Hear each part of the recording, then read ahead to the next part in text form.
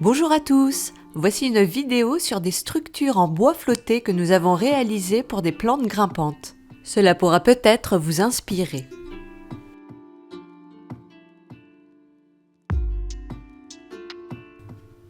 Pour pouvoir réaliser ces structures, il vous faudra d'abord trouver et réunir pas mal de branches en bois flotté. Pour pouvoir trouver du bois flotté, il faut se promener le long des rivières, des fleuves, et vous en avez aussi bien sûr sur les plages.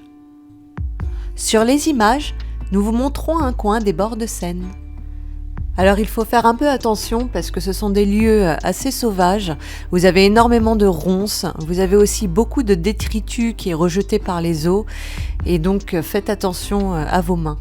Prévoyez des gants au cas où. Alors on le voit très bien à l'image, vous voyez il y a beaucoup de papier, il y a des branches, des orties, donc il faut faire attention, soyez prudents. Mais en fouinant un peu, vous allez pouvoir trouver de jolies branches pour vos créations.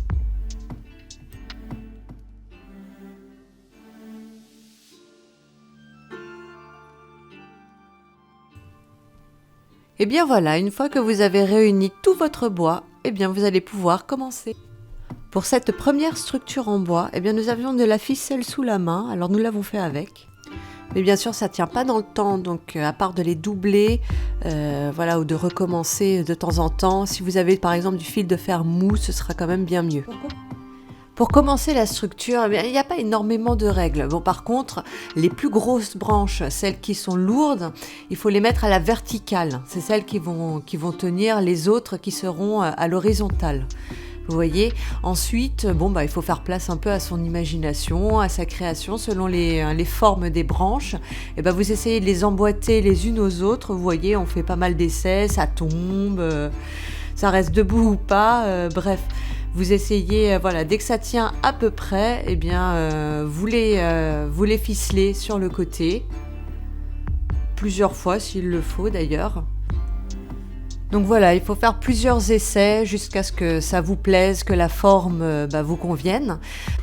Selon la plante que vous aurez choisie, il vous faudra plus ou moins du bois. Donc là, par exemple, vous voulez faire grimper un kiwi. Donc c'est une plante qui va devenir très imposante. Donc pour la soutenir, il fallait quand même une grosse structure.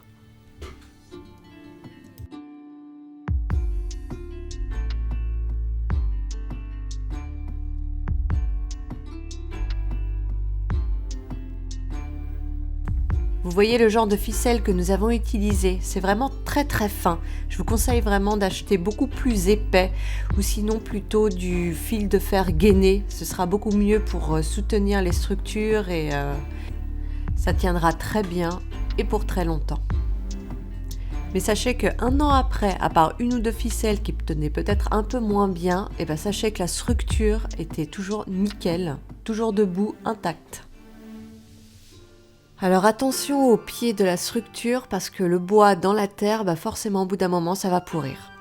Donc là on ne l'avait pas encore fait mais on avait des petits bouts de carrelage qui traînaient et donc on a mis en dessous. En fait il ne faut pas que le bois soit en contact de la terre. Il faut qu'il puisse sécher et ne pas rester humide.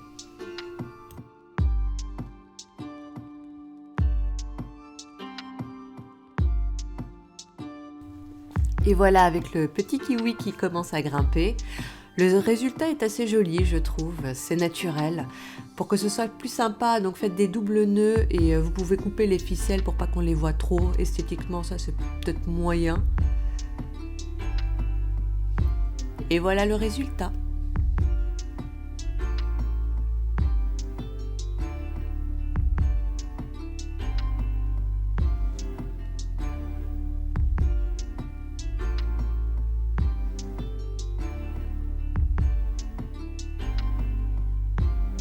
Je vous montre ici un deuxième exemple qu'on a réalisé à côté de la porte d'entrée. Mais cette fois, au lieu d'utiliser de la ficelle, nous avons utilisé une perceuse.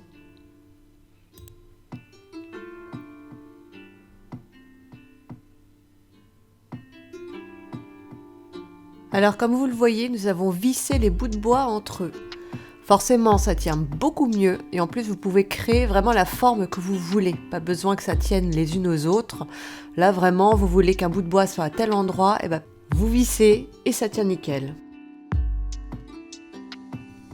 Alors même moi j'ai pu le faire, je dis ça parce que je suis pas du tout bricoleuse, mais bon ça m'intéresse, quand il faut, je suis là. Et vous voyez le geste n'est pas vraiment certain, mais j'ai réussi quand même.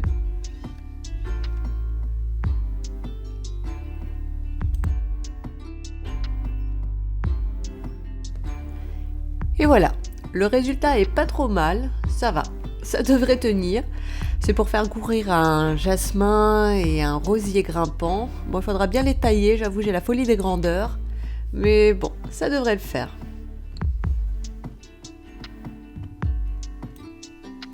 Ouais, je sais pas si ça sert vraiment cette toute petite branche là, mais bon, il faut toujours que j'en rajoute, alors voilà, elle va rester là.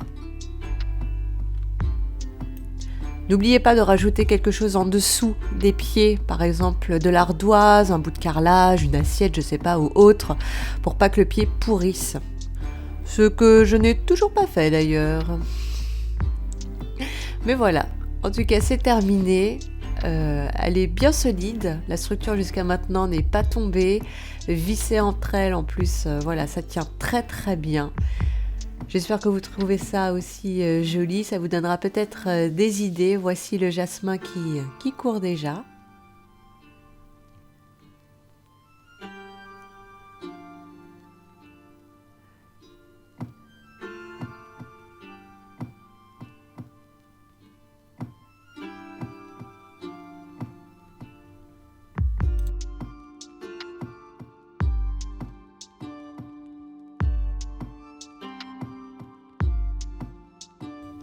Alors c'est vrai que les vis, du coup on les voit très bien. Esthétiquement c'est pas très sympa, mais de toute façon la plante que vous aurez choisie va recouvrir et on verra plus du tout.